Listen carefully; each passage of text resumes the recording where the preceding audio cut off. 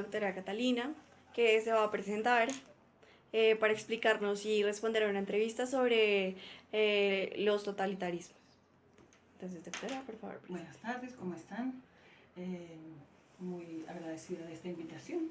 Pues quiero participar en la clase a la que ustedes van a intervenir. Mi ámbito profesional es la teología y las humanidades. Y en este caso no soy experta pues en este ámbito de la historia, pero sí he leído y me interesa, así que vamos a intentar contestar las preguntas. Bueno, muchas gracias. La primera pregunta es: ¿cuál cree usted que fue el efecto más importante que fue el totalitarismo de Hitler y por qué? Pues yo diría que fue un efecto negativo, una experiencia para la humanidad en el que la persona humana dejó de ser persona, porque fue sometida a un sistema donde el monopolio del pensamiento, el monopolio del trabajo, el monopolio estaba en manos de un gobierno, de un estatus con una concepción antropológica completamente devastadora. La siguiente pregunta es, ¿cree usted que este totalitarismo provocó efectos culturales y psicológicos en la población? Indudablemente. Todavía vivimos de las consecuencias de los totalitarismos, como podemos ver en otros ámbitos, ¿no? El comunismo o el fascismo en los distintos ámbitos europeos. También hay unos gérmenes en América Latina y dejan huellas porque la cultura, ¿qué perdieron? Perdieron el valor de la cultura humanística, perdieron el valor de las letras, los libros, el avance de la investigación, la ciencia, porque lo que importaba era la producción, el trabajo y la satisfacción de unos intereses, podríamos decir, racistas, discriminatorios, religiosos, era un ataque también a los principios de la fe y de las razas. Acabar con una raza, eso es imperdonable, podríamos decir. Pero las consecuencias hoy es que hay muchas manifestaciones y brotes que reflejan una mentalidad empobrecida, de muchas generaciones todavía que perdieron el sentido de la trascendencia. Crecieron en un contexto puramente materialista, impersonal y de sometimiento. Y eso todavía deja huella en muchos países, aunque la consecuencia contraria ha sido la invasión del consumismo, todo lo contrario. Entonces eso hace daño, cuando no hay una perspectiva equilibrada y con una trascendencia, ¿no? Las siguientes, ¿estos efectos psicológicos únicamente se presentaron en la población judía? No, absolutamente no, porque los efectos que viene mucho también de unas personalidades peculiares, las personalidades, pues Hitler y todo su gente, no era solo adoctrinamiento, era una concepción filosófica, antropológica previa, anterior, que no viene solamente de un momento en el que se adopta un sistema, sino que es un progresivo influjo de concepciones fundamentales del ser humano. Cuando eso se va agudizando, como sucede con el terrorismo islámico, gente que incluso era gente civil normal de cualquier sociedad occidental u oriental, estamos en unos extremismos tremendos porque se están dando esos fenómenos que se salen, podríamos decir, de una civilización respetuosa del ser humano. Esto es lo que pasó con estos adoctrinamientos que acabaron siendo completamente parciales, dominantes, impositivos, quitando prácticamente la personalidad de las instituciones, de las universidades, de los ciudadanos, de las personas. Y por último, ¿cuál cree usted que fue la postura de la Iglesia frente a este fenómeno?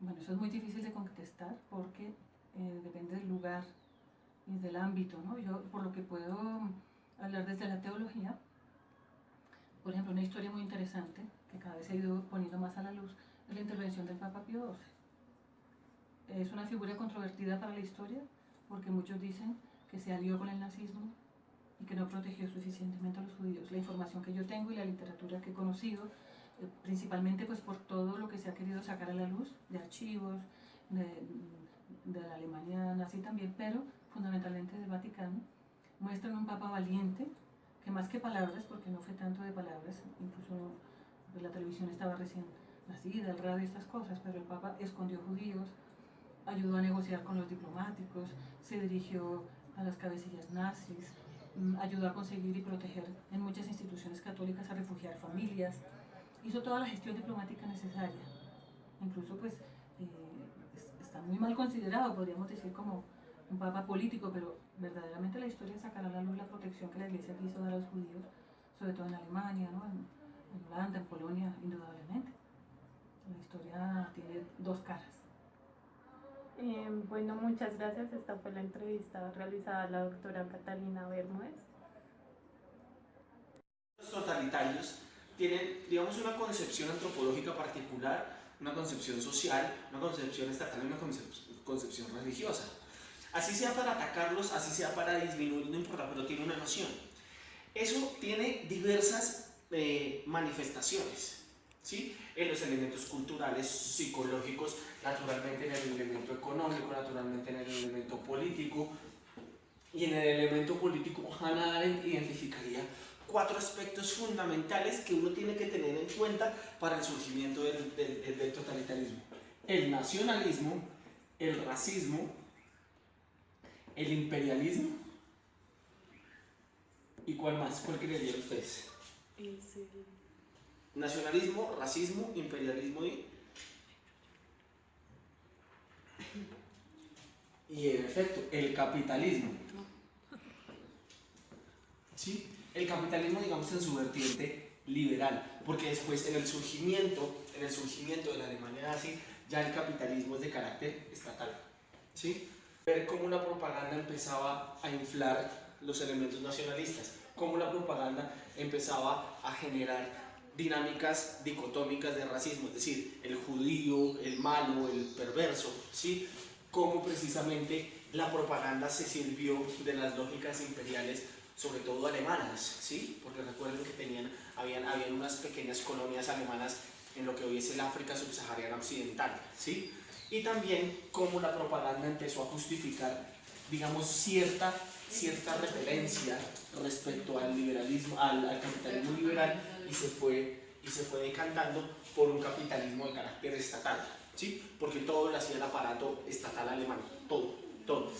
Las mantas, los uniformes, los platos, todo lo hacía el aparato capitalista alemán, el estatal, ¿sí? Entonces yo creo que, a mi consideración, digamos, estos 4 fenómenos propios de lo político se pueden manifestar en un criterio propagandístico y psicológico, pero lo que a mí me parece. Bueno, la siguiente es una presentación dentro de la investigación de los totalitarismos para el área de historia política contemporánea. Entonces, bueno, mi nombre es Sebastián Rodríguez, estudio psicología, voy en 7º semestre de la carrera.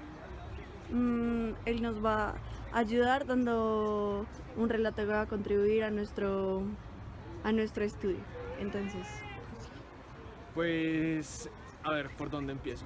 Mi abuelo es nacido, bueno, no, originalmente es mi bisabuelo. Mi bisabuelo nació en Alemania, estuvo en la Alemania nazi hasta 1942 sirviendo en las tropas de la Juventud Nacional Socialista.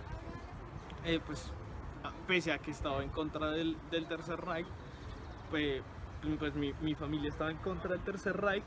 Él estuvo sirviendo en las juventudes nazis porque básicamente no había opción. Si no se servía en las juventudes nazis, pues se te acusaba de estar en contra del Führer, y estar en contra del Führer era una condena de muerte. Entonces mi bisabuelo sirvió en las juventudes nazis hasta 1942. En 1942 fue enviado a Italia, a la parte italiana que estaba controlada por los nazis. Y uno de los objetivos era controlar, uno de los objetivos que tenía Hitler era controlar el canal de Panamá para poder controlar los 2 océanos, y controlar los 2 océanos implicaba, ganar estratégicamente mucha parte, tener el control sobre el mar básicamente. Por eso Estados Unidos hace el cinturón de hierro alrededor de América. Con vistas a ese objetivo mandan una flota nazi a las costas americanas, pero con tan mala suerte que la mayor parte de los que van en el barco nazi son disidentes del Tercer Reich. Entonces una vez están mar adentro hay un amotinamiento bueno, como te venía contando, la mayoría eran disidentes y atracan, bueno, hay un amotinamiento, tumban a los únicos generales que estaban a favor del nacionalsocialismo alemán y el barco atraca inicialmente en las costas del Atlántico, pero no recuerdo dónde exactamente. Ahí empieza una persecución porque claro, evidentemente esta gente llega y Colombia está con Estados Unidos, llegan como huyendo, ¿no? Entonces, por un lado los persigue el gobierno colombiano y pues concretamente los Estados Unidos para procesarlos por crímenes de guerra y pues por el otro lado están huyendo del Tercer Reich, entonces lo que hacen es huir y llegan a Manizales. Mi abuelo llega a Manizales, se refugia en Manizales, mi bisabuelo llega a Manizales, se refugia en Manizales y ahí, bueno, ya conoce a mi abuela y es gracias a mi bisabuela que mi abuelo logra nacionalizarse como colombiano y logra salir bien librado, digamos, hasta más o menos el 48 fue un periodo complicado pues para mi familia. Y ya, ¿qué más quieres que te cuente? ¿Y tú ves como secuelas de todo esto aún? Sí. Mi abuelo tuvo 6 hijos. Mi bisabuelo tuvo 6 hijos el segundo, ¿sí? La mayor es mi tía, se llama Minnie, vive en Estados Unidos, en Washington. Y digamos, ella ha tenido varios problemas porque su inglés tiene un acento muy alemán, obviamente, y ella trabaja como enfermera en los Estados Unidos. Y muchas veces, digamos, pacientes terminales no permiten que ella los atienda porque tiene un acento alemán, entonces la tildan directamente como nacionalsocialista. Mi abuelo acá en Colombia también ha sufrido, digamos, bastante discriminación porque, claro, al ser alemán, entonces la relación directa es que es nazi y toda la cuestión, pero pues mi familia en general, digamos que odia mucho esa historia negra del Tercer Reich, sobre todo pues porque les tocó vivirla muy en carne propia y tuvieron, digamos, secuelas muy importantes. No, eso es lo más importante. ¿Qué más quieres que te cuente? ¿Tienes alguna otra pregunta? No, bueno, eso es todo. Muchas gracias. Vale, chao.